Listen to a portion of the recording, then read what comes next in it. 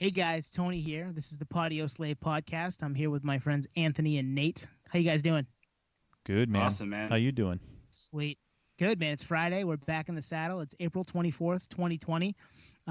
Best part of my week, hanging out with you guys on Friday night talking about music. So right up front, real quick, we're going to give you the socials. So we on Instagram, we are at Podioslave. On Twitter, we are also at Podioslave. And if you want to drop us a line, an email, the best way to get in touch with us there is podioslavepodcast@gmail.com. We check all of those every day. We're all on it. We're all pretty into it. We actually just started this week. We started a YouTube channel too. So if you check for us, look up the Podioslave podcast on YouTube, you'll find us there. All of our episodes have been transcribed and turned into videos there. So if that's your mode of transportation as far as podcasts go, take a peep there too. So as far as that goes, that's kind of where we're at. We saw a little growth this week. We saw a couple of new states. I think Oregon was in there. Some more people from California, different spots, and New York State and New York City, both represented. So shout out to you guys for listening to us and checking us out. We really appreciate it. If you like what you hear, shoot us a DM, tweet at us, get us on Instagram or email us. We'd love to hear from you guys. So with that said, I'm going to turn it over to Twan to give you kind of the lay of the land, the set list for tonight's episode. Yeah, thanks, Tony. So today we have actually a very, very special episode planned for you guys. We had the luxury of interviewing and chatting with Marc Weinstein. He's the co-founder and owner of Amoeba Music. Now, if you don't know about Amoeba Music, I'd be surprised if you don't, given our listenership. But they are the one of the biggest independent music chains in the world, and they're located in California. They have stores in Berkeley, San Francisco, Hollywood, LA area. And I know the LA store is the single world's largest independent music store. So Marc, we won't spoil too much of the episode now, but we, riffed with Marc for about an hour, and we really just scratched the surface. Really cool guy. And one of the big reasons why we're chatting with him is in the wake of coronavirus and the current economic climate, Marc and company have put out a GoFundMe page. They have massive overhead being in LA and the California region, huge payroll, and they've come under a little bit of hard times and are looking to the public. So if you know about Amoeba Music, if you love vinyl, if you've been there, if you haven't been there, if you're a lover of music, we'll tweet out, we'll Instagram on all our socials the link to the GoFundMe. Throw a few bucks at it. They're not only do they support the artists, but they support the labels and whatnot. So independent music needs places like that. So we encourage our listenership and viewership to take a look at it.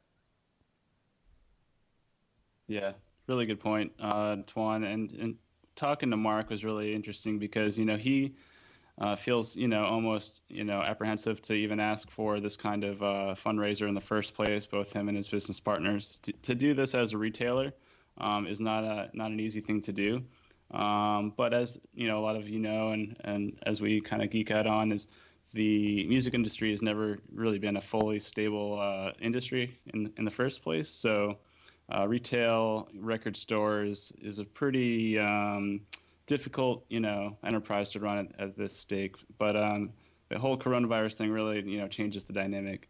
And we'll go into it on the episode as well. But the landscape going forward is going to change quite a bit too. So it's just really important that we band together. And this is a iconic institution for music lovers. And talking to Marc was really, really cool because it's coming from an honest place. He's not a corporate guy. He's just a music nerd that followed his dreams and created this encyclopedia of knowledge and music and really cool stories that we'll kind of dive in on the episode for sure.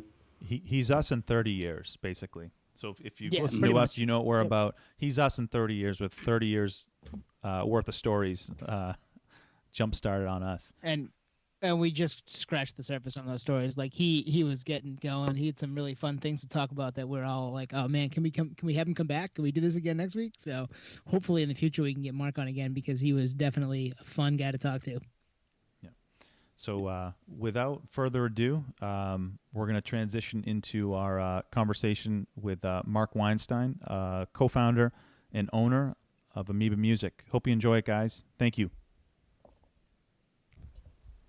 Hey, how's it going? Nate here with the Podioslave podcast. Again, here with my friends Anthony and Tony.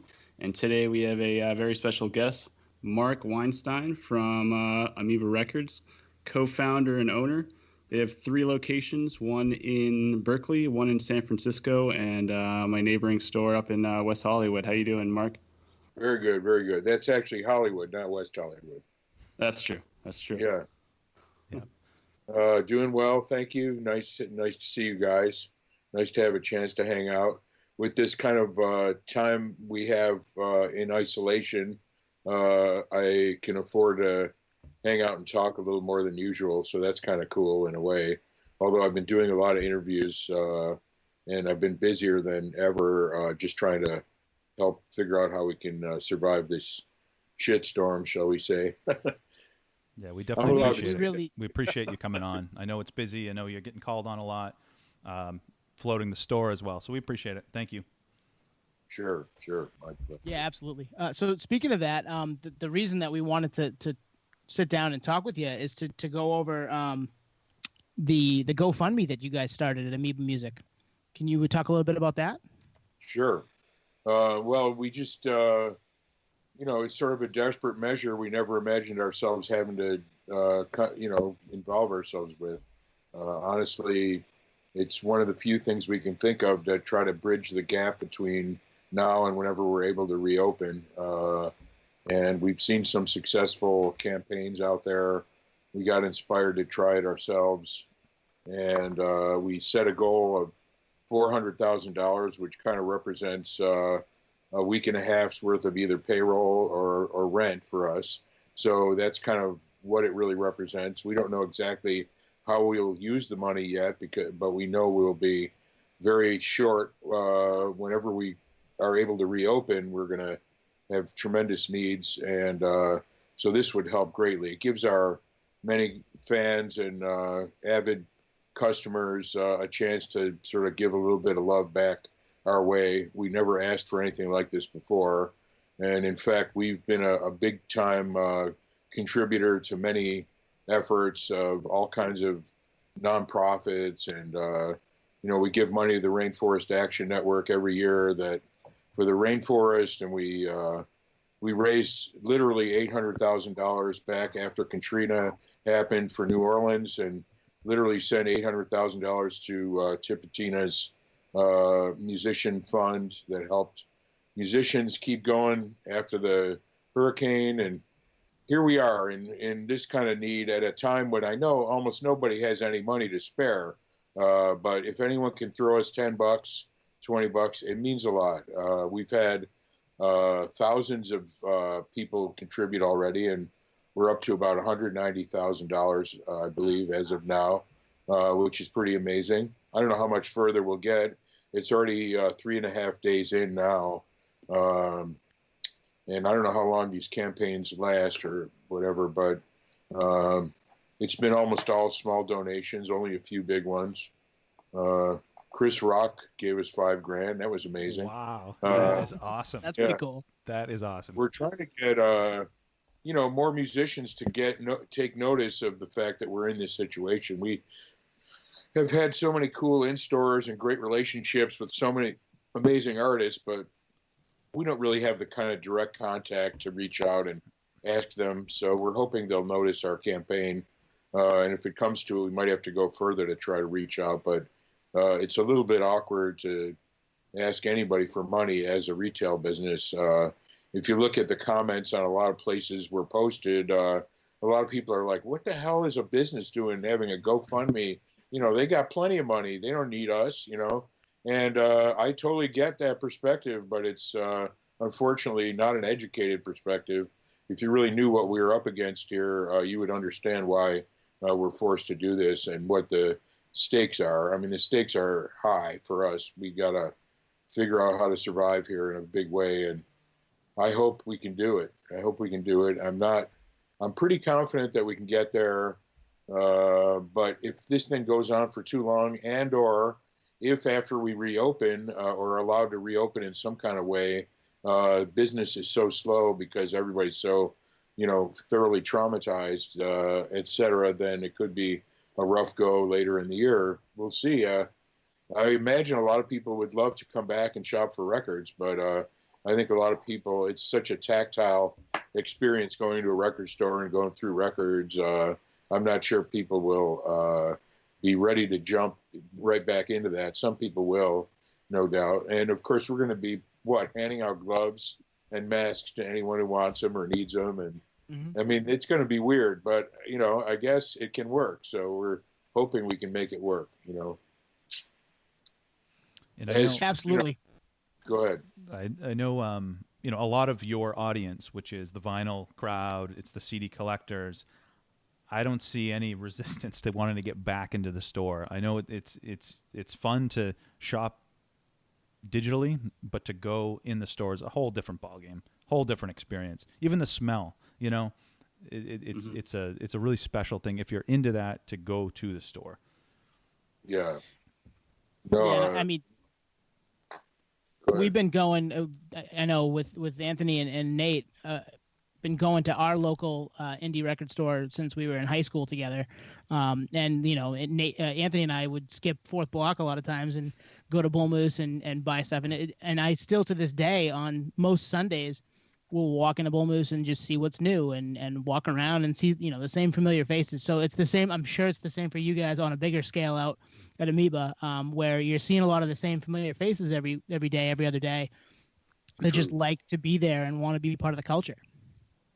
Yeah, absolutely. And it's an institution. I mean, that record store and all record stores to our culture is just like, it's how we found ourselves, like the music and how we identify with it and what your friends have and how they get you into certain things. And I mean, we talk about so many different styles of music on this show, and it's just such a giant ocean of knowledge and appreciation that we can, we can all get behind. So, getting the word out on this GoFundMe is, coming from the heart. I love the stores. Anthony's been out to the stores as well, and Tone hasn't made it out here yet to the stores, but he will, when the dust settles and we can make this all happen. And like you're saying, it's going to be a different landscape, but, we're adapting to other retail environments, and it is very bizarre.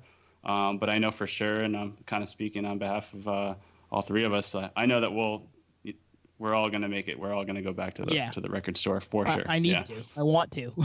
Yep. Yeah. Well, our issue compared to other stores is just the sheer amount of dollars it costs on a daily basis to be open. Our original thought, I've noticed, for example, some of my kind of more punk rock friends posted our GoFundMe campaign, and some of their friends said, "Oh, they're so big anyway. Fuck them. We like our small stores." And, that's totally cool. And I think, to such a great extent, we represent that culture of the small stores. We decided when we opened that we wanted to be like 100 small stores in one and really, do the subject justice. Because like you said, it's such a vast subject. There's so many different genres, artists. As time goes on, the sheer amount of stuff out there to discover and appreciate and get inspired by, it's endless. None of us will ever be able to do it all while we're alive on this planet, no matter how avid we are, no matter how relentless we are listening and taking it in. Even the absolute geekiest of my staff and of my friends who love music and records, to a mind-boggling extent, even compared to me, are never going to get there. They're never going to hear it all. They're never going to be able to take it all in. It's just an endless subject. And that was our inspiration when we opened. Let's be an indie that actually has everything everybody wants. Let's make it so people can bring their shit in and trade it for new releases and all that. It was really a sort of product of my partner Dave and I are both we love music, and we also love digging through the bins. We love used product. I love ephemera.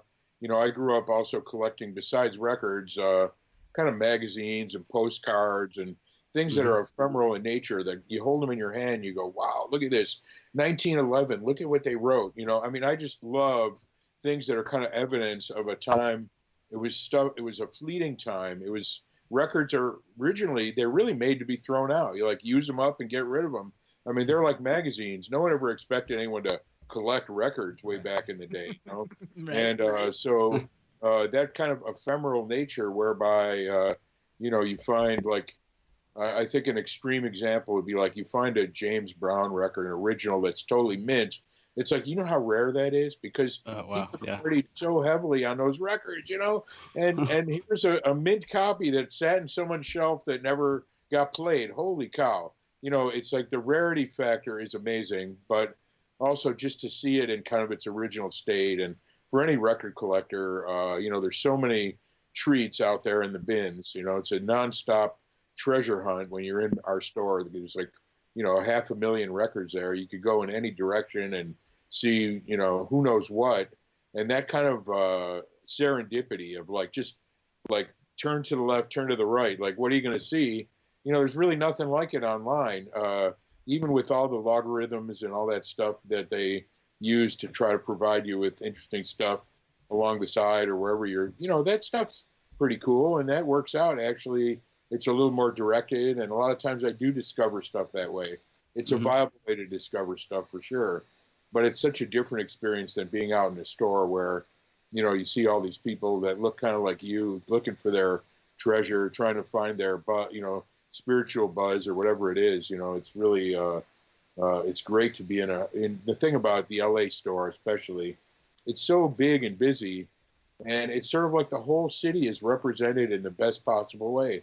It's such a cultural mecca that, you look at the reggae section, there's all these like reggae fanatics all shopping there. And you look at the metal section and all these like amazing metal dudes that, are from the South Pacific, and their little girlfriend is about half their size, and they got big T-shirts on. I mean, it's just like the crowd and all the beautiful cartoon-like characters in the store. They all represent. They're all archetypes of people we know.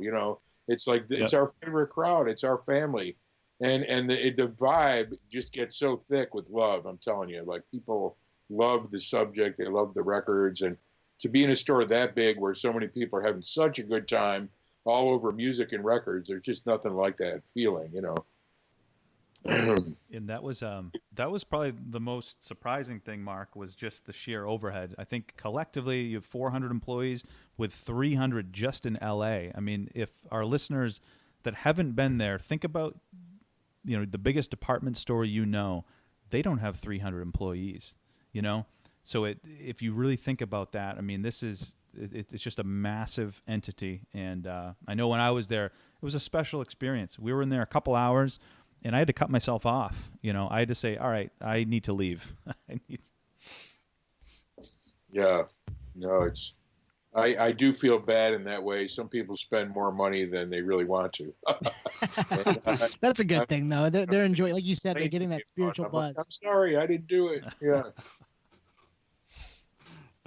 That's awesome. I mean, like you were saying, like it's an experience that is just nothing but positive energy. Being in a record store and different cliques of people, but everyone's kind of in a really good mood, and like everyone's getting along. It's like right out of a movie of junior high where like there's different cliques, but for the most part everyone's cool. Like people might be assholes once in a while, but they'll come around. If music's like this, like perfect equilibrium, and it kind of brings us to like live music too. They go hand in hand. You see these crowds of people, like you were saying earlier, these are my people, I'm here with these, amazing souls, and we're enjoying this live art form that we discovered on a record earlier. And we went through that, path to get to this experience that we're living in the present. And it's so deep, but it's so universal at the same time. And it's really cool. And coming from a record store owner, and just happens to be the biggest on the planet, that's a testament to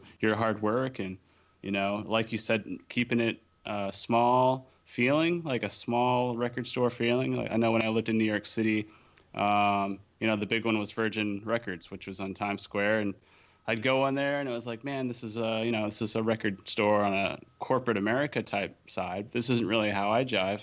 But then I would go down to the lower Manhattan and go check out these little Divey record stores on Bleecker Street. And I was like, ooh, these are my people. You know, like really cool, rare music posters that were imported from the UK, and some, you know, rare pressings that I hadn't seen in a while. Or like you were saying, that serendipitous I was looking for and happened to find a great copy in great condition, and was so proud that I found it and was there, you know, there at the right time. So, yeah, it's a deep, deep thing. I know Twan's got some stories similar to that as well. Like, Yeah. Well, and being record collectors, we all kind of live for that moment of discovery. And, you know, I think people don't really think about it enough. The fact that music in general is kind of like humankind's most accessible art. It's also the art that humans create that kind of binds us together more than anything else. You know, any one of us who are into music can certainly listen to music from anywhere on the planet and derive some kind of appreciation for not only the music, but the culture from which it comes. And, you know, there's a degree of understanding that comes with sharing that experience. And humans don't seem to have found a way to really share it the way it could be shared and to bring us together as a species. You know what I mean? We have, you know, it's one thing that really binds us together in a really rootsy kind of way. And that is something that remains this kind of elusive fact for all of us who really do appreciate it. It still seems like the rest of the world, they might like music, but they don't really get where we're coming from to a great extent. And you know, how to move beyond that into, you know, and I mean, the passion we all have for records and music makes our lives that much deeper and better. And, you know, we get to, you know, appreciate life in a way that people who don't love music or don't understand it never get to experience. My God, can you imagine what that's like? I couldn't agree more. I can't imagine. Yeah. That would not be very fun. Yeah. I know. I mean, people manage, and I'm not saying everyone who doesn't like music has, you know, is missing a chromosome or something, but it is hard to understand what that must be like to not have that certain level of appreciation. I remember one time my sister said to me, she was having a birthday party for her husband, and I was helping to set up this party, and I said, what are you doing for music? Are you going to have any music? And she goes, no, I don't think, you know, we don't really need to have any music. She goes, you know, I didn't even really think about it. She says, you know, I don't really like music that much. I'm not really like you in that way, you know? And I'm like, yeah, that is so weird. No wonder I never got along with you my whole life. But no, I'm exaggerating. But really, you know, she's just not programmed that way.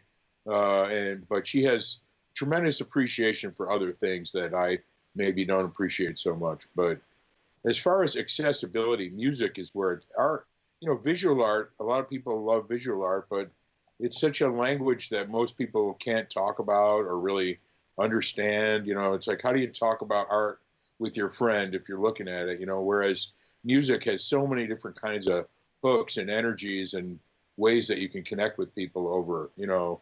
And being at a show, like you were saying, is one way to have a really good concentrated hit on, you know, all your people, like your closer family of people who are into the same thing you are.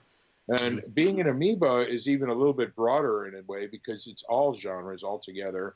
And looking across, you look over at the classical section and you see these like nerdy classical collectors over there reading the liner notes on the back of these records. And you're like, wow, you know, there's so many ways to go here. And so many different places people are coming from. It's such a celebration of diversity of interests that, you know, anyway, I've loved it. Obviously, I started working in record stores right out of high school in 1975.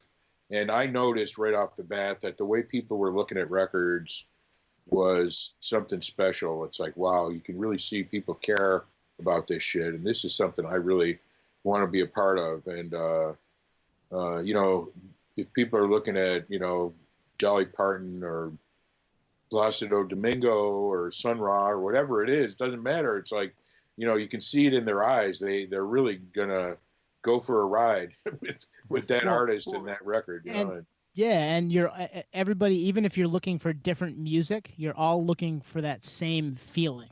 right? Where to your point, like you walk into the store, you're looking for that serendipitous, you're looking for that spiritual buzz. You find that the album that you've been trying to get your hands on for maybe 6 years even, and there it is. Somebody brought it back and didn't want it anymore, and it's yours now. And someone across the aisle is doing the same thing with a different genre, but that feeling is the same. You're both just getting that hit of, you know, dopamine, feeling better about life because you found the thing you've been looking for, and you can't wait to get home, open it up, throw it on the turntable, or get home and you know, display it for your family and your friends that you found the thing that you were looking for. And that feeling just doesn't get old. And that's why we all go. I know that's why I go. So we're all looking for that same original buzz, though, from like when we were like teenagers. Yeah. Yep. You guys are closer to that time in your life than I am. But, no, seriously, I would say the collective feeling amongst my friends when I was in high school, when we'd get a new record and we'd skip school and we would like go in the garage and smoke a joint and then go sit down and listen to the new King Crimson, or I was of that era, like prog rock era. And, you know, yes, Close to the Edge came out in like 73, and I was in 10th grade, and we all went to my friend Rob's house, and his parents were gone, and we sat there and just, you know, took that in a way. I don't even know if I can listen to a record like that anymore. My brain was so wide open, you know. Right. You know, and just young and impressionable. Huh? Yeah. Young and impressionable, right? Extremely.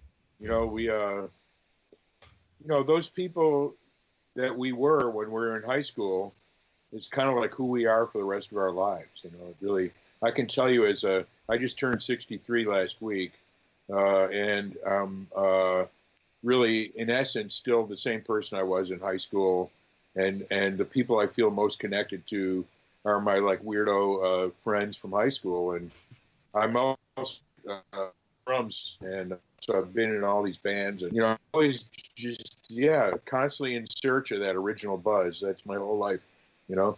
That's why Amoeba's here, frankly. The parallel that I just thought about was comparing Amoeba to Willy Wonka's Chocolate Factory. So we're all in the factory together. I'm in the chocolate section. I look over. The other guy's in the licorice section. I might not like licorice, but I can appreciate the fact that this guy is here in the factory with me to like it that much. Weird analogy, but it just came to my mind. It's like... That's the coolest analogy. It is a good one, and it's an expression of passion and love that most people don't even get to have. I mean, a lot of people in our culture have it for, let's say, sports. You know, they spend all this time learning about different athletes and their history and all the statistics and the history and this and that. People, like, they store an endless amount of information about sports. Personally, I'm not a sports guy. I don't really know any of that kind of stuff.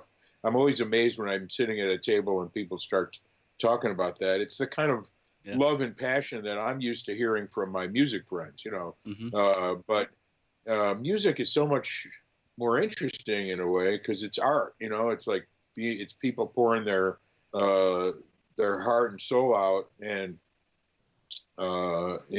such a different. I mean, obviously, sports is great too. I don't judge it by any means, but the kind of feats that athletes are capable of in given sports that blow people's minds for decades on end, you know, in a way it relates to, you know, the certain solo that Coltrane did, or Hendrix, or whoever it is that you're listening to, where your just mind is blown. How did they do that? They were in a time and a place when everything was so wide open and they were so inspired, and like, it's such evidence of the genius of humans, you know, and human potential. And, you know, it sort of speaks to like the greatest humans and the way we can all be somehow in theory, you know, and only it's very certain people get to actually go on that ride. You know, it's so interesting to experience it. And records are such a great document of somebody's trip, you know. It's just, you know, there's nothing like it. And, you know, you're experiencing that all day long in a record store. For me, it's been 45 years working in record stores, watching people shop and sort of marveling at the beauty of it all. And it has never stopped entertaining me and amazing me and inspiring me. And to be at this place now where our lives as a business is threatened all of a sudden out of the blue like this, it's a shocker. It's a real shocker. And needless to say, we're not as busy as we used to be with streaming and all the other ways in which people are consuming music. We have now a much more select group of hardcore fans that keep us going, but it's still a huge crowd, especially at the LA store, obviously, where we still have thousands of customers per day in LA. So that's... Yeah, I was gonna say with the changing dynamics of the music industry since the inception of the store in 1990, was it? Yep. You know, that was the record industry was really thriving then in the early 90s, but it transitioned pretty quickly with MP3s. You know, we lived in that era, or we were in high school in that era, so we were, you know, big into music and we were buying records and we were going to record stores, but Napster kind of came into the picture at the same time, and there was this weird like split personality where it's like, man, I really like support this industry, and then all of a sudden this new technology comes in and you're kind of just interested, but you're still going to the concerts, and we're actually still going to the stores to buy the record as well. And in a weird way, went in tandem with finding a lot of new music. So like you were saying earlier, like how you discover music and, you know, with new technology, that was kind of an interesting outlet for us, because we grew up with like the tangible side of things, and then saw this new thing kind of come into the universe all of a sudden. And we're able to now we kind of do a little bit of both, but the appreciation's still there, and that depth is still there. But I can only imagine now, you know, someone, teenager going into your store, you know, it must be like, wow, this is what it's like. This is a record store. I'm just so used to iTunes or Spotify. You know, it's like, yeah, this is like a museum. This is the real thing. You get to touch it, you get to feel it, you get to, like you said, look at the back of a vinyl, and it says, like, you know, printed in 1958 or something, and you're like, what? This is like an antique. You know, this is amazing. It's just really cool, and it's just cool that it's not just the records, it's the posters, it's the promotional product.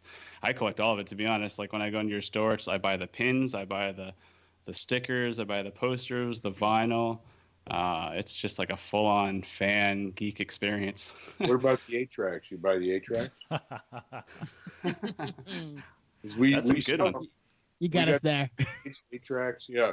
And we sell a lot of cassettes still, too. But no, I think one of the great things for me, again, watching so many people shop and seeing a lot of young people come in and discover music, you know, a 10, 12-year-old kid comes in and sees a Doors record, and he's like looking at Jim Morrison, he's looking at this old Doors record, and the look on his face is so incredible. But then there's like the magic of LPs, and how do they work? I mean, I've been doing this for 45 years. Like I said, I have no clue how a fucking record player works. I'm sorry. Right. Like, I mean, Me too. I'm using one for all these years, and it's like, how does that happen? That you lower that needle down into that little canyon of shit, you know, it grew that like what, you know, what happens there? You know, it's like, it's mind-boggling, right? I mean, yeah. You guys have a clue about it? I mean, it's magical. It is magical. That's what it is. That's the only way I could describe it, is it's magical. I pull out the record that I want to listen to, just place this really thin, really cylindrical piece of equipment on this table, put a needle on it, and it plays music that I want to hear, and it sounds amazing. It's like, how does this work? It's magic. You're right. It's magic. And you're the DJ. You control it. You pick what song. Yeah. You pick what side, which album. And you're the DJ. You're the maestro.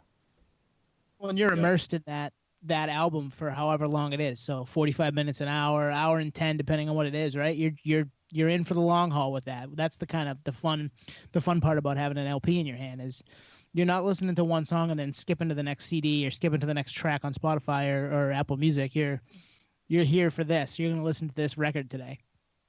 Yeah, well, that's a good point, man. I make that point in all kinds of ways about how it's a certain kind of meditative space. It's a way to get much closer to that artist's work than you ever will with Spotify, because, you know, that kind of background way people use music in this culture, you know, in their headphones, in their car, whatever, is people relegate it to this kind of like soundtracky thing in their lives. You know, this is the soundtrack to my life, as opposed to actually putting the record on and then sitting down and listening to that record and having to get up and flip it over and hear it kind of curated the way the artist wanted it with, I mean, I can't tell you how many hours as a kid, of course, again, I sound like such an old fart. I used to sit there and just stare at these like Jethro Tull records stoned out of my head, like looking at these beautiful records and playing them over and over again, just like the magic of it all was beyond me. I was never able to put words to it. I mean, to this day, I obviously wax it about it because I am asked to do that all the time. But it's still, you cannot define it. It goes beyond words, way beyond words, what that experience entails, I think what you said about it being a religious experience is something we've all talked about, because it moves you in such a profound way. And then the fact that, at least with a vinyl version, like you said, it's not visual at all. It's all just everything else but, you're just kind of living in the present, and it has your full attention. And sometimes you're even trying to just dissect it. You're trying to figure it out. Like, how is John Bonham, how is he doing these drum fills? This is blowing my mind. I don't even get. So all of a sudden you're kind of going in these weird tangents in your head of drum playing or guitar playing or songwriting or whatever. Led Zeppelin's a great example. Like, what is Robert Plant talking about in this song right now? Like, he's in such a crazy world painting this picture for me, and I'm just like, I'm lost in it, and I really like it. This is really cool. And that song might be 11 minutes long. Yeah. You know what I mean? No, a lot of people today are always marvel at how long the tracks were in the 70s. The AOL or AOR, you know what that term means, AOR? No. It's album-oriented rock. It was like a format on FM back in the day. And it was like album tracks would be played on FM radio, and you'd hear those 11-minute songs, those 8-minute songs, one after the other. And that was a whole format that a lot of people in my generation used to love. And we used to get such depth of catalog off of the radio. You never hear much of that anymore, except for college radio, which can be just as great, just as deep. I spent a lot of time listening to college radio myself, FMU, and we have CalX in Berkeley, KALX, which is one of the great stations in the country too. I love listening to radio. I love listening to an amazing geeky DJ putting shit on and talking about it, and I'm constantly surprised and amazed and inspired by good DJs on radio, and that used to be how we learned about a lot of stuff in the old days. But there was so much stuff that was not available. And you mentioned the Napster. When Napster came up, the digital era arrived. I remember thinking, wow, this is weird, but it's kind of cool because you can go into other people's collections and see what they have, and you can find things you don't have, find things that you've only heard about, and actually listen to them. That's amazing. That's kind of what Amoeba was all about. Like, let's get every version of every record we can possibly get, so that everything everyone's looking for is actually there in the bin. We were never able to fully 100% achieve that goal, obviously, because things were coming and going constantly. But, it's so cool to be able, in most of the world, and certainly in the U.S., as great as the record stores were in different cities, you still didn't have the kind of access to all the stuff you wanted, no matter who you were. But people spent a lot of time reading magazines and geeking out in whatever way they could to learn about genres before the internet. I mean, how did you learn about whatever genre it was you loved? Jazz music. There weren't too many jazz record stores out there. You had to really do some digging and, really read some magazines, learn some history, and do some serious searching. And when any individual goes through that process of searching and studying and learning, they just get so deep in the subject. There's no way that today anyone does that anymore. It's like if you Google an artist, you want to know who they are, you can get a little summary in a minute, and that's that.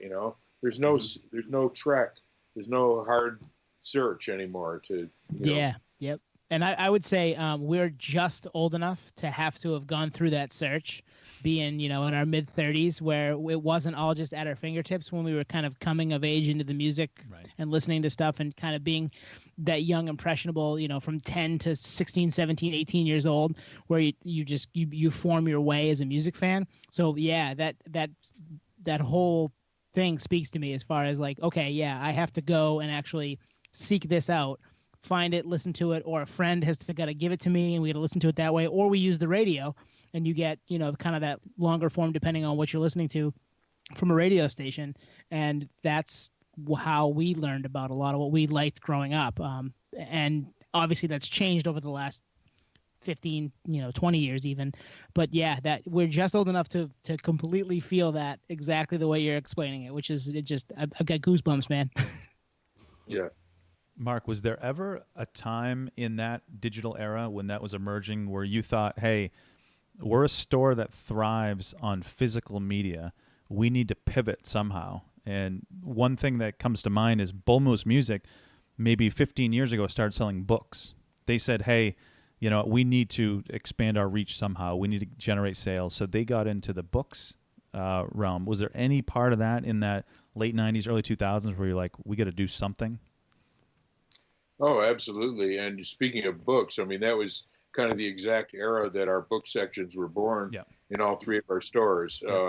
And music, books, and records and zines and all that stuff goes, perfectly side by side with records. And, our buyers, like, we're all trained on how to look at that stuff and buy it. And that really became a big part of who we are, especially in LA, because it's such a media town. And not only that, there's so much access to stuff there. I mean, the reason our LA store is the greatest store that ever lived, honestly, is because of the sheer scale of LA as a music town. I mean, LA is filled in the suburb everywhere, just houses and garages filled with records, promos, things. People worked in the business for 50 years there, and we can go out and buy collections. People bring stuff in. You just cannot imagine the kind of stuff that walks in our doors to our buy counter, and the stuff we see when we're called out to do estates and stuff like that in LA. It's mind-blowing how much stuff that's out there, including and especially some of that kind of ephemera like magazines and photos and posters and just promo stuff from LA. LA's the mecca for that kind of stuff, you can imagine. And so we get a lot of it and we sell it, and that's why, the regulars come in every day or every other day, because you just never know when stuff like that's going to come through. And it's a little bit aggravating, I'm sure, for some collectors to have to come in every day and look. I'm sorry about that, but that's the turnover is just incredible at that store. It's just massive amount of people, a massive amount of product, records, and related that comes through there that you just can't predict what kind of weird promo stuff's going to come in, or figurines of like artists that you didn't even know existed. And I mean, it's just nonstop, the kind of weird stuff that comes through there. And you can feel it when you're in there. I mean, it's just something else. Yeah, and like you were saying, like to the point where when I've been in there a few times, and like some of the people that are in there with me are also in bands or also singers. I ran into the drummer from Queens of the Stone Age in there, and I was like, wow, like that's one of my favorite bands. Guys just hanging over there, going through the records, and like you said, a guy at the counter with a stack of records, from like the '60s, like ready to sell. From maybe you got them passed to him, or he was ready to trade him in for something else or whatever. And it's just like, the actual musicians here, I'm here. This guy with some retro records is at the counter. It's like, what a scene, like what a when you're talking about the digital age, it really was the physical version of what the digital age is today for music, and you guys were able to achieve that. It's just phenomenal. And it's crazy to think that just a few weeks ago, or I guess it was about a month ago now, I was in LA, and I joke with these guys all the time because I schedule a lot of what I do for work, sometimes around things that are going on in LA music wise. So I planned one of my meetings around the Ozzy Osbourne meet and greet at your record store, and I wasn't able to get the ticket to get in line for the limited engagement But I was like, wow, Ozzy Osbourne doing a meet and greet at Amoeba. That's pretty phenomenal. In 2020. Oh, yeah. And that's about 2 months ago, by the way. We've been in this hole for a long time. But yeah, no, that was amazing. And yeah, the sheer amount of in-store events that have been amazing over the years is really, I mean, I've been so lucky. I'm not the kind of guy who like brags about who I've met or, you know, stuff like that. But boy, I've just like run into some of the most amazing people who they actually want to meet me. I'm just the record store owner. I'm not Robert Plant. I'm not Elvis Costello, but those guys. But you're kind of a rock star. They give me all this cred. You know, it's like incredible. You know, one of the amazing aspects for this GoFundMe campaign on a personal level has been I'm friends with the tour manager and the personal assistant of Patti Smith, Andrew and Yuki Burns. They're just these sweetheart people. They're wonderful, wonderful, wonderful. But they love Amoeba. Of course, Patty's played at the store a few times, and I'm a big fan. She's one of my all-time heroes. And these folks are going to great lengths. Yesterday or the day before, Yuki spent the entire day forwarding the link to our GoFundMe to all her friends in Japan and in Germany and all over the world. Like, please help these guys out. And, you know, that's how much they care about the store. And that's the kind of love that we get. And it's really special. And sometimes I really feel like I'm not deserving or qualified to really get that kind of love from these heroes like that, you know. But well, I mean, you've created that communal space where people go to find their happy place. So that's why. It's just a love for the same love that you have for the music, right? You're just trying to keep that going and getting people into the door. I got a question for you. As far as the in-stores go, do you, you know, on a nerd level, what was one of your favorites that you can remember? Oh, in-stores? Yeah. Favorites were, well, one of them was certainly the first year we were open in LA. We did a Black Flag in-store. Both singers got up and sang alternate songs. So it was like Black Flag blasting off, Greg Ginn right there on the stage, and Keith and Henry were trading off singing songs, and the whole crowd. I was looking out over the crowd. Almost everybody in there was dressed in black, and they were like doing this thing where like they were singing the song, and I mean it was like the Black Flag crowd from LA was all in my store, you know, and it was incredible. That's so cool. That's so cool. You know, I mean, but yeah, there have been so many. We had, you know, I mean, we've had so many good world music. Of course, the McCartney one stands out. It's a cliche, but God, you know, I never imagined Paul McCartney would actually ask to play at my record store. Okay, I mean, he gave us like 2 weeks notice, and we weren't allowed to say anything until the day before, and we were like gearing up. I was like shitting a brick, you know. It was like, these guys, I can't believe it. They came in and they literally built out our stage.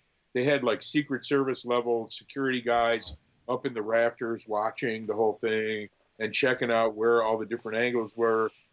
Excuse me. And, you know, when Paul came and the band and Ringo and, you know, Jeff Lynne was there and Joe Walsh and all these like people hanging out with them in the back room, we're like drinking wine. I had my picture taken with Paul. You know, and the guy was the sweetest guy you can imagine in that instance anyway. And I really had such a good impression of him because of the way he treated that situation with us. But my daughter was there, and it so happens with her friend. My daughter at the time was only about 10 years old, and her friend was like 11. And the two of them were sitting up on the bin next to me about 3 rows back from where Paul was playing. And so after the show, we were in back, and Paul kind of kneeled down, and he said to my daughter and her friend Stella, "Hey, I saw you guys out there. You were like mouthing all those songs. You knew all the words." And they were like, "Yeah, we knew all those songs. We love it." You know, and it was like awesome. So cute, man. And Stella, her friend, had this little piece of paper she brought to give Paul, which was about saving baby seals, basically a fund to help preserve seals. And you know, he was so taken by that, and he was so grateful to her for doing that. And it was just this phenomenal moment in time, that I got to experience that most people, I can't believe I got to do that. That's so cool. Yeah. Oh, man. So I know you, the Amoeba store was like a hidden venue in the video game Rock Band. How did that? Did they approach you for that, and you had to say, "Hey, I'm good. Let's roll with it"? Or Yeah, exactly. There were a few. That was maybe one of the cooler ones. A lot of people in the gaming industry wanted to use us one way or another. We were in some kind of like death race type game where you're basically like speeding down Sunset and like knocking cars out of the way and shit. Grand, what is it called? I forget. But Grand Theft Auto. Yeah, yeah. They mapped our whole store. A few of these places came in and did like digital mapping, and they like figured out the angles. And anyway, yeah, that we've had people approach us for all kinds of interesting and strange events.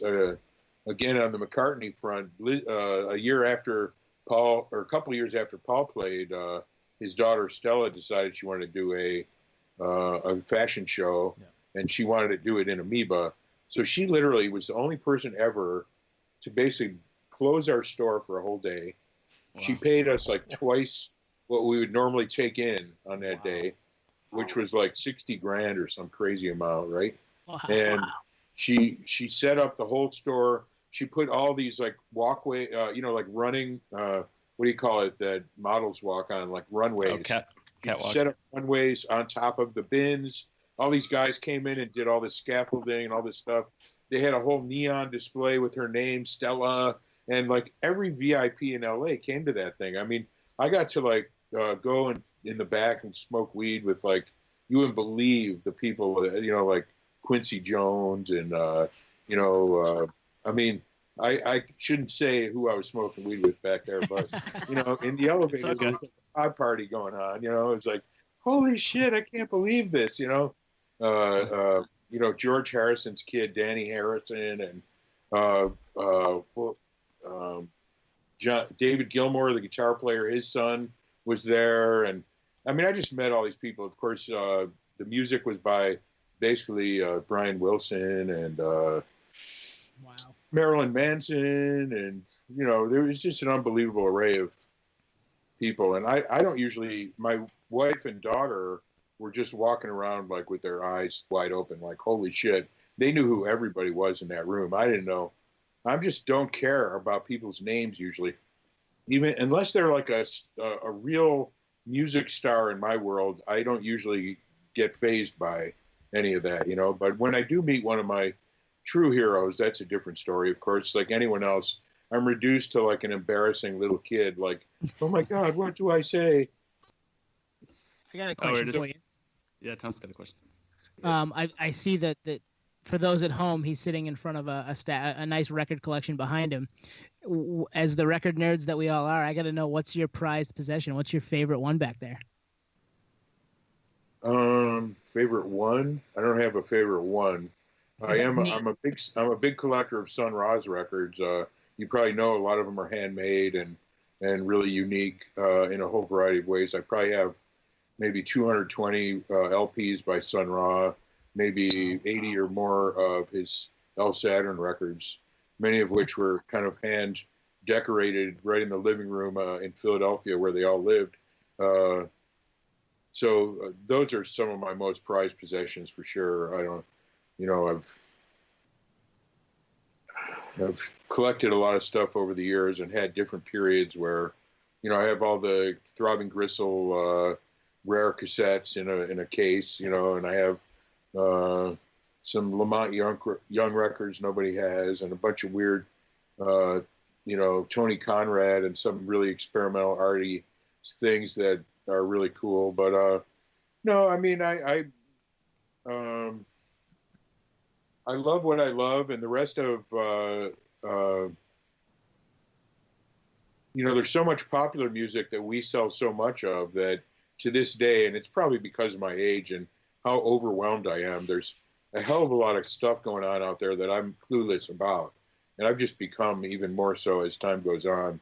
A couple of my partners are much more astute than I am at keeping track of what's the changes. And someone played. It's now 6 months ago. Someone sat me down and played me like Thundercat records, and I'm like, holy shit, man, this is amazing. And it's like every once in a while I get turned on and get that feeling that I got once upon a time discovering someone new, but it doesn't happen as much as it used to. And people say, well, what are you listening to now? It's almost always something old. It's Coltrane, it's Sun Ra, it's I love Can and all that kind of krautrock stuff, and I play a lot of that kind of stuff. I love PIL and the Metal Box. I got a couple copies of that. I put that on all the time. Some of the most raw and cool shit ever. And but it all represents kind of my time in the world of and that's the other thing about each of our collections. It's such a kind of representative of who we are, what time of life we're when we were here on this earth. And that's I used to buy collections all the time. I used to travel the country buying estates and inventories and collections, and sometimes you just come across a collection that was such a rare and collection of somebody who really knew what they had and who really went deep and sort of represents a fascination, a particular fascination to a depth that you just never see otherwise. And sometimes you run into a DJ house. A woman called me from New Jersey, and her husband was a classical and jazz DJ in Atlantic City, New Jersey, his whole adult life. He passed away 8 years later. She called me about buying his collection. There were 22,000 records on shelves, and they were all organized by label and matrix numbers. So you saw all the RCAs, by number and all. It was like being in a warehouse of records that never existed, like in the 60s or 50s, Yeah. And the really sad part, and to add to that particular story, because when my buddy Kent and I arrived at the house, we were like, oh my God, this is the best thing we have ever seen. But I swear to God, at least 60% of those records were ruined. Why? Because they're mint. But what happened was, because they were right on the beach in Atlantic City, that salt water just was seeping into that house for years. And these records sat on these metal shelves, and they got little bits of mildew inside and on. If you've ever seen mildewed records, you probably have. Yeah. If you look at them close, there's like a crystal-y thing that sort of lands in the grooves. And God, 60% of those records were filled with those little crystals. It's like, oh my God. Yeah, that's a huge bummer. Horrible thing ever. Like the most beautiful collection we ever saw, and most of it is shot, even though it looks mint. It's like the covers are mint. Still in the shrink wrap too? What's that? Were they in the shrink wrap? No, not most of them were not in shrink, but they're in original state. Yeah. Wow, that's a good that's crazy. That's crazy. Yeah. Yep. If I ever were to write a book, it would be about just the collections I saw and what it means, because I had to go to such lengths to kind of talk people into the benefits of selling a collection to someone like me. I'm a dealer. I'm not here to rip you off, by the way. I'm here to take these records to a place where we will organize them and put them out at the right price, and everybody who needs them are actually going to be able to come out and buy them, and they're going to go back out into the world to a loving home. That's what I offer. I can't give you as much as you might think they're worth necessarily, but I can take them back and put them in a place where all the collectors will have access to them, and it'll go back out in the world. And that really, was a hard process for a lot of people selling, especially even estates. Sometimes there'd be some tragic story associated with some parents who lost their son, and this was his record collection, and it was brutal. Anyway, that kind of a lot of those stories, Yeah, they're in things everywhere you go. There's like a story behind every record. It's amazing. Well, that kind of brings it full circle for me. That's the culture that you guys are trying to save with this GoFundMe. You're trying to keep you're trying to get to that next checkpoint so that we can keep that type of place alive, that that mecca for a lot of people alive, and that culture together, so that we can get through this on the other side of this this coronavirus situation. So that's, I mean, that sums it all up, I feel like, for me. Yeah, no, well said. I mean, like preserving something that's an experience, something that's tangible, something that isn't digital, something that we look forward to checking out, and has that, museum of artifacts that we can check out time and time again. And like you said, circulates in and out. So there's always new stuff coming in and out. And then we were talking about appreciation for music. It's like, I think Tone, remember this quote from back in the day from the singer from Flaming Lips, Wayne Coyne. He said a lot of people talk about how the music industry sucks now and how the music that's coming out these days, is terrible. And he's like, this isn't going quote for quote, but just something like this. And he says, I think that's completely off base and wrong altogether, because we live in the best times for music appreciation, because you have all the music that's coming out today, and you also have all the history of music available to you. So it's like this endless sea of music. It's just, there's no such thing as this is a terrible time in music, because there's so much out there. So it's just crazy. Yeah, true.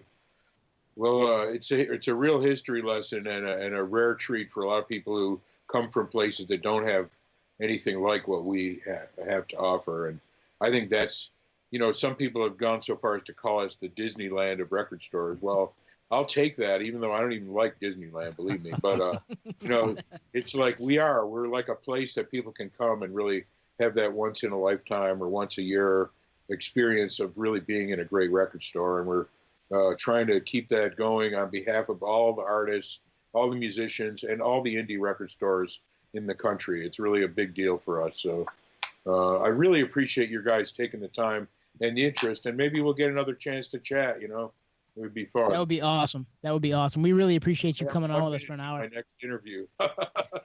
We can let you go then. Thank you, Mark, so much for coming on with us. Sure. Great to talk to you guys, and we'll talk again. Thank you, Mark. Appreciate it. All right. Thanks, Mark. Appreciate it, man. Take care. Wow. Yeah, that was our conversation with Marc Weinstein of Amoeba Music.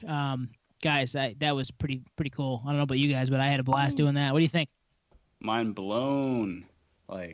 Yeah, I mean, we had an hour, but we could have gone for days. I mean, I would love if you would come back and, just get more into those stories of being in the industry, or even the estate sales and whatnot. I mean, I was just geeking out the whole time. Yeah, the amount of things he's seen in that store, and like his history in the industry, and yeah, I mean, that guy's got some really, really cool stories. What a genuine guy, to sit down with us. We're small time, little podcast, and obviously we want to spread the word and help the awareness for the GoFundMe, but he was just really kind to lend his time and talk to us, and essentially just geek out with us. We're all sitting, on our Skype call, just kind of laughing and smiling, like we're all hanging out in the room and hanging out and talking music and hearing what he has to say. And it seems like he felt like we were all just chilling, just cool. Yeah, no, it felt like a conversation with an old friend who had very similar interests to what we do. Like we mentioned in the conversation with him, we all go to those indie record stores because we love the feel, we love the search, the hunt for something that we've been looking for. And he obviously had that vision and forethought 30 plus years ago to open up Amoeba Music and turned it into this, as Nate called it, a museum. A place where you go to find all these little things from interested in. So we do that back east in Maine. I know Bull Moose is that for us, especially some of the older ones that have been around a while. Going into those places and finding those little, those records, those 7-inches, those 45s, those LPs, the stuff that you're trying to get your hands on that you've been looking for a while. That was the feeling that I got. That was why he started what he does, and that's why we're into what we're into too. So it was such an easy conversation. And you nailed it too. Like, we collectively love that, but to take it a step back 30 years where this guy said, hey, I want to open a store. I'm beyond the casual fan. I'm beyond the nerd. I want to immerse myself in it. It's amazing. And the fact that it's still kicking around and arguably bigger now than it's ever been is amazing. Well, and that's Absolutely why we're doing what we're doing, right? I mean, we're Mhm. nerds, but we wanted to take it to that next step where we recorded our thoughts and our conversations with our good friends about the stuff that we love. Yeah. No, exactly. It's like hanging out, talking about it, and like just being so thrilled about it that you really want to take it up a notch and you really want to see it through and all these dreams you have. It's exactly what Mark did. You know, he worked in a record store before, so he was working for someone else, and he's like, you know what, this is, something I really admire, and for him to bring it to the level that he has with Amoeba is unbelievable. I mean, it's history. It's like we were talking about. It's iconic, and Well, and it's an experience. he's talking about the Paul McCartney, in store that he approached Mark about. It was like, hey, can I do an in store there? And then they had to like keep it quiet up until the day before. And he's like, I'm backstage with, out back, probably the break room at Amoeba with Jeff Lynne of ELO and David Gilmour. And he's just naming off all these people. It's like, holy shit, man. Like, that is awesome. And that's probably like, you start something like that and you think to yourself, it'd be cool if I made a place that people can go to and enjoy themselves and find what they're looking for and, be part of a community, a music community, a record nerd community. But to turn it into this destination, this worldwide household name that they've turned it into, it's just otherworldly. Like he's got to sit back and think, this is pretty damn cool what we've done here, and I'm jealous. Yeah, and Nate, you spoke to this in the episode of like going to Virgin Records in New York. Like, it shows you when there's genuine interest and you are just a solid human being, it translates and the experience is much different. Because when you go into a Virgin music store, it's very surface level. What they carry is very limited, and it's out to make a buck. It's all about the money. Where when someone gets into it because that's their passion, like attracts like, and you see that. So our listenership, if you haven't been to Amoeba, I mean, it's like a warehouse. It's massive, but it still has that small corner store, record store vibe. It's just, I know it sounds hard to even imagine, but it's an experience just to walk in that. And I'm speaking specifically of the LA store because that's where I've been. But it's just cool. The fact that 30, 40 years later, whatever it is, it's still going strong, and hoping with this GoFundMe that they can get over the hump, and they have a lot of overhead. So hope everyone can collectively get them there. Yeah, all three stores are like that too. They have that feel.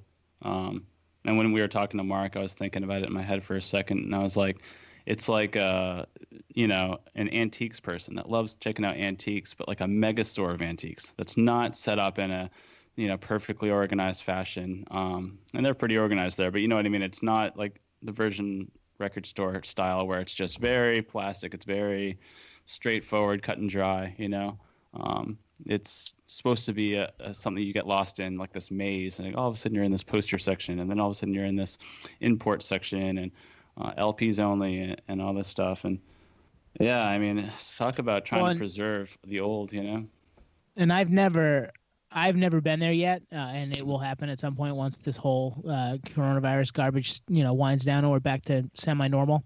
I've never been there, and I went on their website last night just to, check it out and look at some stuff and look through the posters, and it's not the same feel. Like, I think Mark mentions it at some point during the interview, but it doesn't feel the same to be on your web browser, on your phone, or on your computer, your laptop, trying to find a poster. Like, there's nothing like leafing through the posters and seeing what's there and picking something up and holding it and seeing it in your hands.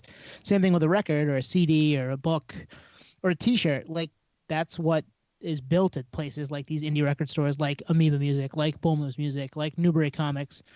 You need those places for the culture to survive.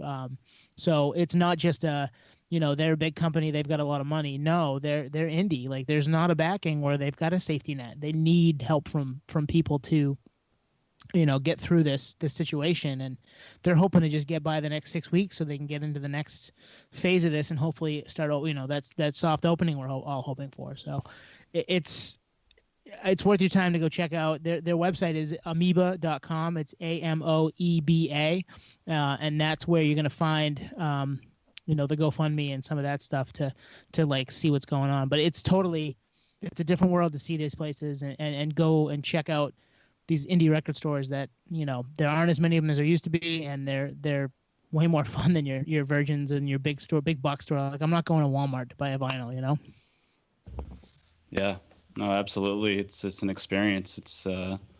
It's you feel like you're, like you said it, like he put it so perfectly. It's very serendipitous. You're at the right place at the right time with the right people on the right day, and you're just scoping through these records, and you're finding your gold mine, your mecca, the thing you've been searching for. And it's really, like you said, Tom, we're trying to preserve something that is kind of a dying art, unfortunately, in a physical format.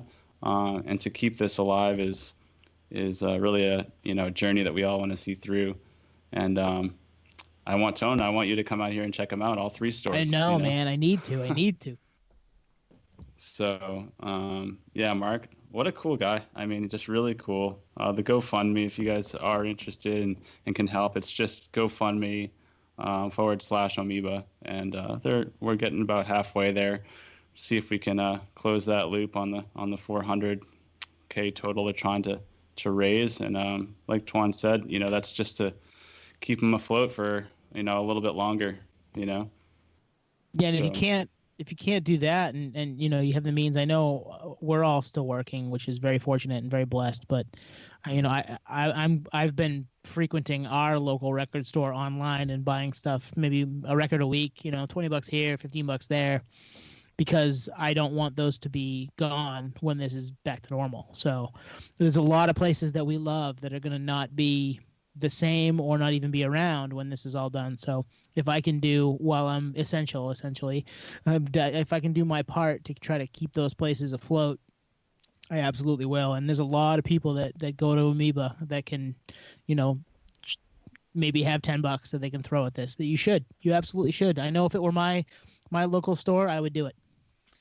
And the thing is if some of these places don't make it out of the other end, it's not like there's going to be a wave of stores to open back up, new people getting in, because the reality is if no one's buying the vinyl, not only does that mean that people aren't going to the physical store, but there's not enough demand at the vinyl plant. Plant, I don't know how many vinyl plants there are in the country, but I'm sure it's just a handful. And if those are gone, it's not like they're going to get stood back up. So this is a point in time that it could go either way, and we would love to see this get through these tough times, because it's I know I've said this a million times, but the idea of not being able to go to a place like Amoeba, it's just I can't imagine it. And rifling through it's painful. Yeah, rifling through an e-commerce store, I mean, it's on you to think of the artist. It's not like you can go to a punk section and rifle through it. It's just a different experience, and I can't imagine it. I really can't. I mean, I know some of our best times growing up as friends was rolling into our local indie record store and just finding stuff that we'd never found before. Like, oh, I've been thinking about buying the CD. Somebody brought it back. It's used. It's $6. And I have $18 to my name because I'm 17 years old, and it's enough to get me some gas and a hot dog and this CD. So let's fucking go. Like, that's what we did, right? I mean, that's exactly our story as friends. Was doing stuff like that, going to the record store and getting a piece of pizza and getting a new CD or a new CD to us and throwing the sticker up on the roof of your car, Twan. Like, that's just what we did. Yeah. And going to the genre section, I'd go to punk and metal, and I'd recognize a name from the liner notes from another band or an album that I got, or I'd turn over a CD and I'd see the label it came out on, and it's like, oh, okay, these guys put out these guys too. Okay, I want to check that out. And I don't think you can do that online. I mean, you could go to go to a label's website and whatnot. It's just a different experience. Yeah, it doesn't feel the same. It's much more fun to walk into that dingy, dirty basement, as we've always talked, and just like you just feel like you're home because it's a place you like. It's a place you want to go, man. and you're always happy to be there. So, Yeah, you cheers, don't right? feel. It's where everybody knows your name. Yeah, that's perfectly put because you don't feel like you're in a rush. You're in a place that you can kind of hang out, browse. No one's pressuring you. You're just kind of doing your thing. If someone does come up to you to help you, they're really honestly just trying to help you because they can give you some good recommendations. It's almost like a store clerk at a record store is like a sommelier for music. It's like, oh, I can kind of guide you this way or that way. Yep. And you're like, oh my God, like I want to be your best friend all of a sudden, you know? And like Mark says, these are my people. These are the people that I hang out with and, you know, have the best memories with because it's almost like we're in this this different universe. And you touched on something that I hadn't thought about in a long time, which is people that don't appreciate music on this level. And it's completely by choice, you know. You either love it or you, for whatever reason, you just didn't give it the time of day. And a good analogy is his with sports, you know, like he doesn't pay attention to sports at all. And some people, that's all they pay attention to at all. And the music thing is crazy because if you appreciate it on this level, and as you could tell from our interview with Mark, it's such a it's a force, you know, it's a universal force, and we're in this little bubble together, and it doesn't matter what you're into for music. It's like, oh, it's, you know, I'm happy you like that, and I like this, and maybe I'll check out that. And Twan, like you said, with the label connections, and even getting granular, you know, I wouldn't go on Spotify and check out like the thank yous, you know, the band thank yous to other bands, and that kind of spiderweb sub bands that you check out, Well, you know, you from can, there. right? Yeah.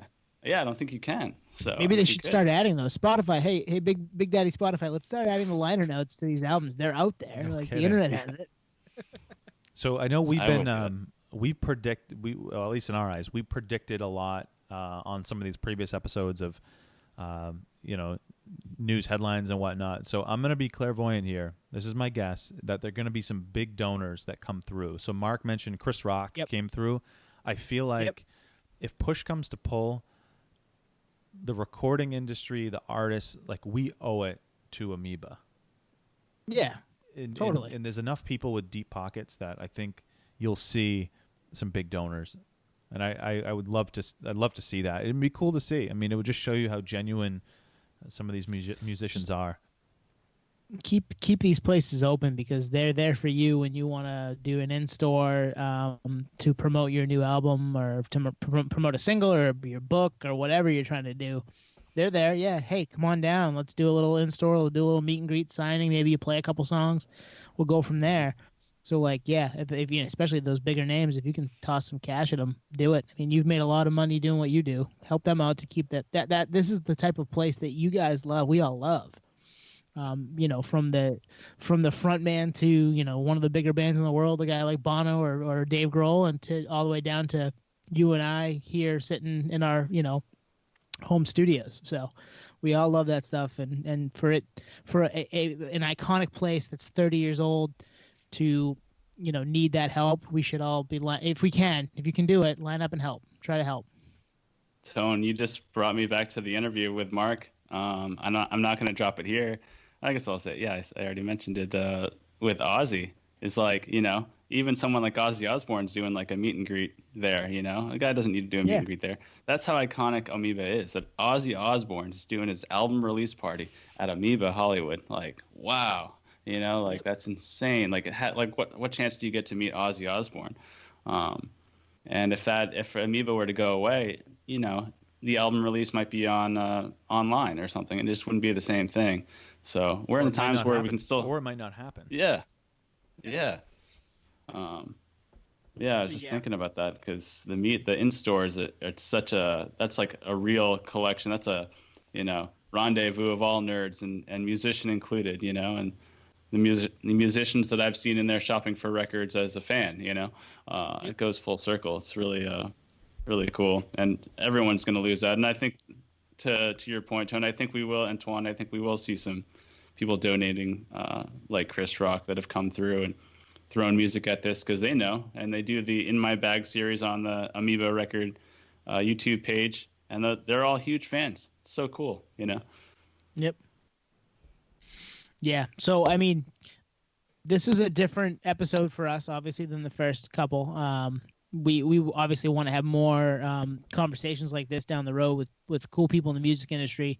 We got one of the coolest tonight. I mean, that was just an absolute blast, and we want to thank Marc for coming on with us and talking to us for an hour, and giving us the time of day. 3 guys he'd never met before saying, yeah, no, I'd love to come talk about music with you guys. That's the type of thing that they're trying to save here. So go check it out.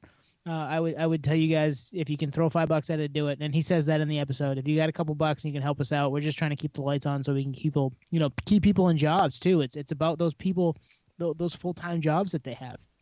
They need those to put food on the table too. So if you've got the $5, do it, please.